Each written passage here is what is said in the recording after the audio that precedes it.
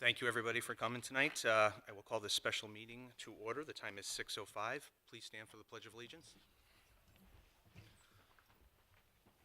I pledge allegiance to the flag of the United States of America and to the republic for which it stands, one nation, under God, indivisible, with liberty and justice for all. Thank you very much, everyone. At this time, I will have the Council Clerk do the roll call. Councilwoman Melly Garthwaite. At large here. Councilman Brian Laux. Councilman Brian Laux, present. Councilwoman Ann Heffernan is absent. Councilwoman Michelle Coletti. Councilwoman Michelle Coletti, 2nd District, present. Councilwoman Sarah Akbarali is absent. Councilman Gary Donovan is absent. Councilman Edward McMillan is absent. Councilwoman Dawn Callahan. Councilwoman Dawn Callahan, 6th District, present. Councilwoman Catherine Tucker. Councilwoman Catherine Tucker, 7th District, present. Councilman Christopher Vargo. Councilman Christopher Vargo, 8th District, present. Councilwoman Katie Muller. Councilwoman Katie Muller, 9th District, present. Councilman Stephen Johnstone is absent, and Chairman Nicholas Pascal. Chairman Nicholas Pascal, acting as chairman, present. We have a quorum, Mr. Chairman. All right, perfect. Thank you. Now, if we can have the Madam Clerk read the call of the special meeting into the record. West Haven City Council notice agenda of special meeting March 21st, 2024. In accordance with Rule Number 4.5 of the rules governing the actions of the City Council, Mayor Dorinda Borer has called a special meeting of the West Haven City Council to be held at 6 p.m. on Thursday, March 21st, 2024, at the Harriet North Courtroom, 2nd floor, City Hall, 355 Main Street, West Haven. The purpose of this special meeting is as follows. Mayor Dorinda Borer's presentation of the budget and the 5-year capital plan for fiscal year July 1, 2024 to June 30th, 2025. Thank you very much. Okay. Whenever you're ready, Mayor Borer. Okay, so I want to make sure this is working because I know our last meeting, some folks were having some difficulties, so hopefully everybody could see, or not see, hear us and see us. But I want to take the opportunity to present the city's fiscal year 2025 budget and 5-year capital plan. And I want to thank you all for working through this process together with me. I want to take the opportunity to just quickly thank our Assistant Finance Director, Dave Taylor, and our Chief of Staff, Ricky, who helped and worked to put this presentation together for you. Tonight, I'm going to walk through which budgets we are responsible for as executive and legislative branch for West Haven, what the timing is for the budget, and then the high-level attributes within this budget, because I know a number of you are new to the process. First, let me explain which budgets we are responsible for. We are responsible as a collective executive and legislative branch for the city's operating budget, which includes our revenues, our expenses, our investments, our debt payments, 5-year capital plan, and eventually a 5-year plan, which we will need to also approve. We're responsible for approval of the Allentown Fire budget, as they are the fire district that falls within our auspices, and that budget is created and voted on the chief with the commissioners of the fire district, and then presented to me for an opportunity to change, and then I present it to you for an opportunity to consider and eventually vote on. We do not approve the Center or the West Shore Fire District budgets. The leaders of those districts will create their budget and have a separate public hearing, and the public will vote on those budgets. Those budgets are similar to Allentown, and all 3 fire districts have a separate but additional mill rate. We are responsible for providing input to the Water Pollution Control's operational budget, and while we provide input, it's separate commission that will go through a similar process on a parallel track. We'll take input, we'll hold a public hearing, and we'll take a vote on that budget. The sewer budget results in sewer fees, not taxes, but those fees are included within your tax bill. So for the budgets we are responsible for, what is the timing? The timing is dictated by the charter and has certain benchmarks built in that we have to follow, which includes the submission of the budget tonight, a public hearing, and then a final vote. Prior to this point in this presentation, there have been steps that I've already taken so far to get us to these points, and I just want to review those with you so you know the work that our department heads have done. Department heads were all given a form to create justifications for each line item in their budget, which they did so, and they did so timely, and I appreciate their work. I then met with each department head to review their budgets, their line items, to try to determine where we can maybe cut expenses, operate more efficiently, and where we can drive more revenue. This is a new process to the city, and I'm proud of everybody working together. I then take those department budgets back and make my recommended changes and present them to you. Now, your role, which I know the chairman will certainly explain, is to also invite the department heads, the ones that you chose to do so, and you're required to hold the public hearing, and a vote on the budget is required by May 2nd. But here's the rub. We are not the final say on this budget, as we were placed into Tier 4 of the MARB in early of 2022, and as such, by state statute, it is the MARB that has the final say on our budget. As a reminder, the MARB has sent back our budgets in the past and asked the city to go back to the drawing board, and last year rejected the city's 5-year plan and asked the mayor to revisit the finances. The previous mayor revised the 5-year plan, which included a 2.4 mil increase for this budget year, for the 2025 fiscal year budget. That was a 5-year plan and a 2.4 mil increase that the MARB approved. So unfortunately, that is our jumping off point for this budget year. The MARB had indicated that if we are going to have increases to areas we felt were important, we needed to raise taxes to accommodate for those increases, as we could not cut the investments we have to make into our liabilities and our general fund.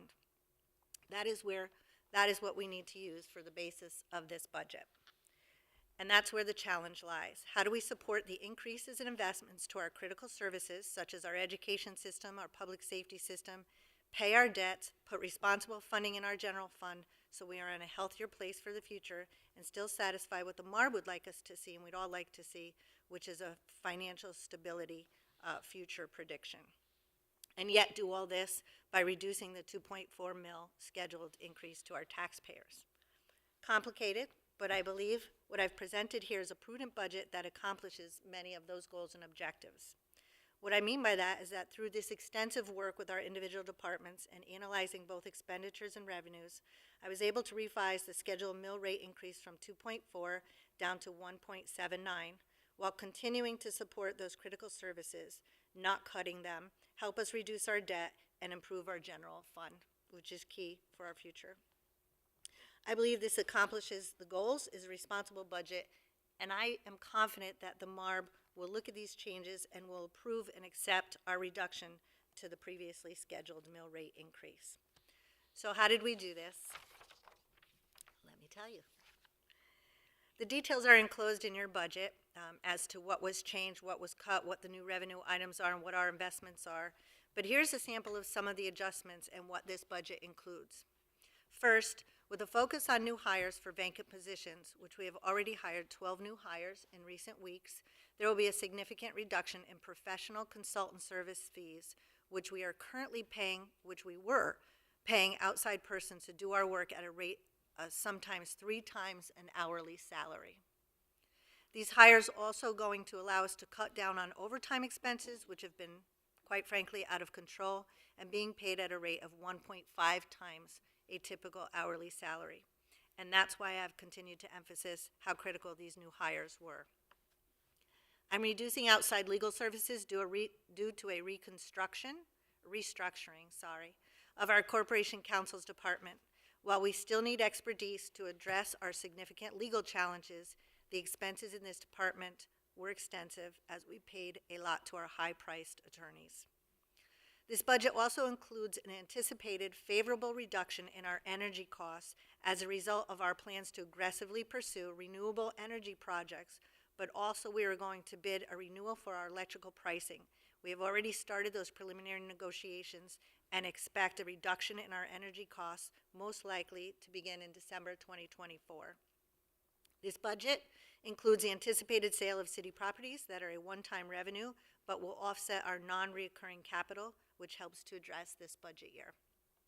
This budget also includes a plan to bid the collection of untaxed motor vehicles due to out-of-state license plate registrations. Now, before I start to get texts from snowbirds, we recognize that some folks have homes in 2 states, and there will be an exception for that with a demonstrated evidence that there is another property in another state.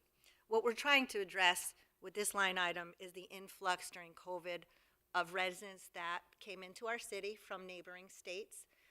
We appreciate them being here. We want them to be here to grow their family, to invest in our businesses, but we need them to pay their taxes and pay their fair shares.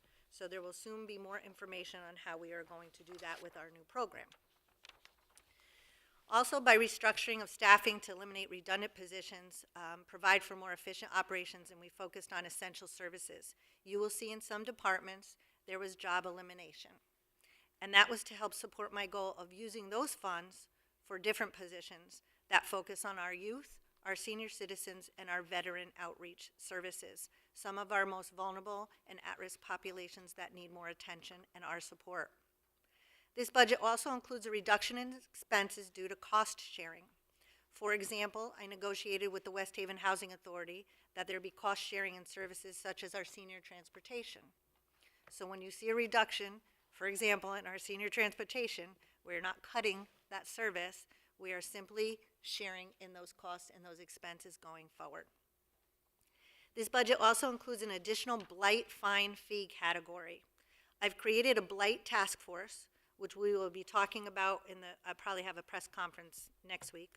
But we created a blight task force, and we have been meeting weekly, and that consists of our police department, our fire department, our blight, our enforcers, our legal department, our health department, and we've been getting together weekly to figure out how do we address blight, because we did not have a structure in place to address blight. There was no mechanism for blight fines.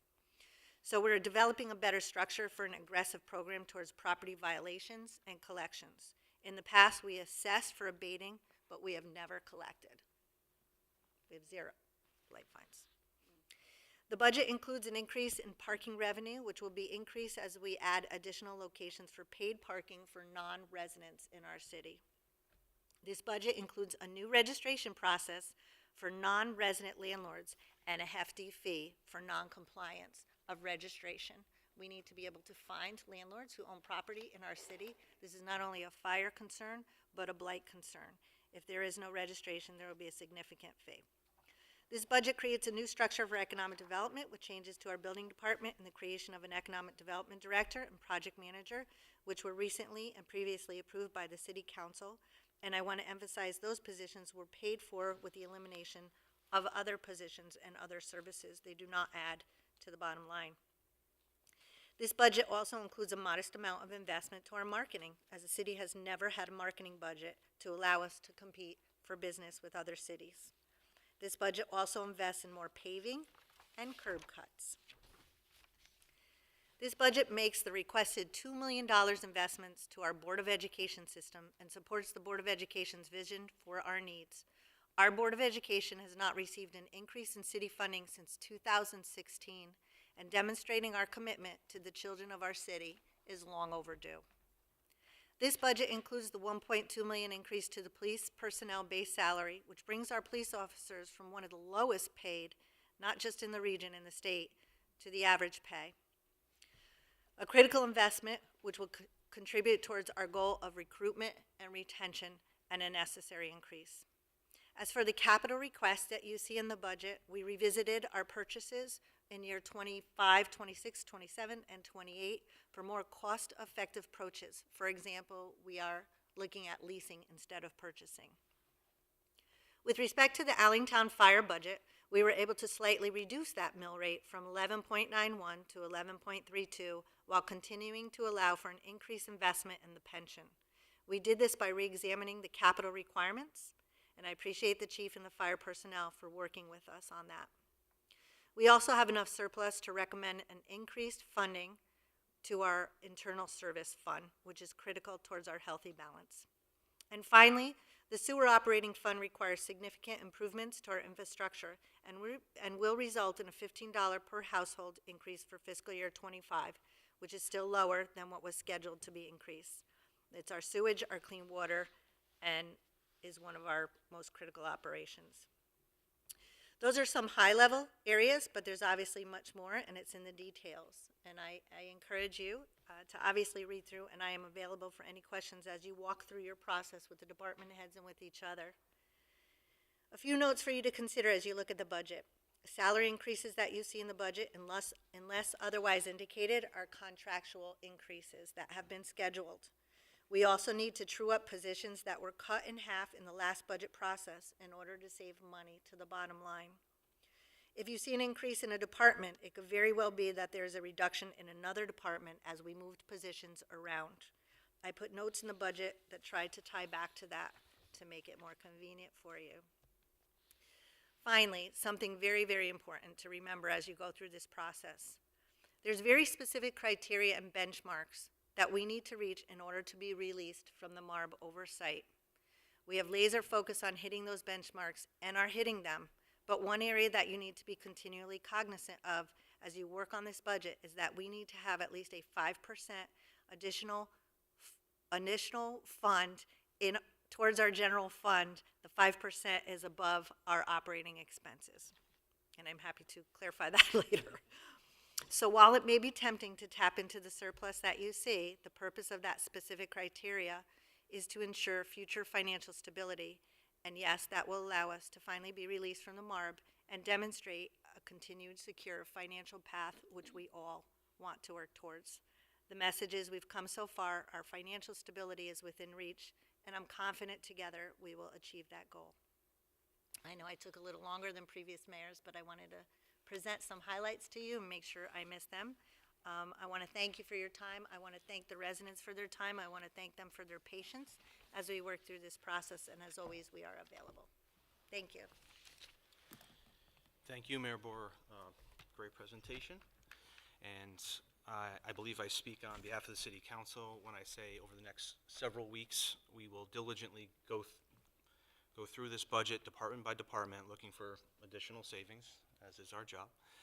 However, I am very happy to hear the mayor's already looked at reducing where she can and lowering the built-in tax increase from that 2.4 to 1.79 number. That makes our job a little bit easier.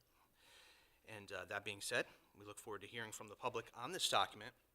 And at this time, I would like to set the budget hearing date for April 4th, 24 at 6:30 here in the Harriet North Courtroom. And I believe that is all for tonight, so I will entertain a motion to adjourn. Do I have a second? All in favor? Aye. Any opposed? Any abstentions? Motion carries. So, yeah, we're just a mess. Oh, yes, you are. Please come to our side. No, I'm not going to do that. I'm totally Republican.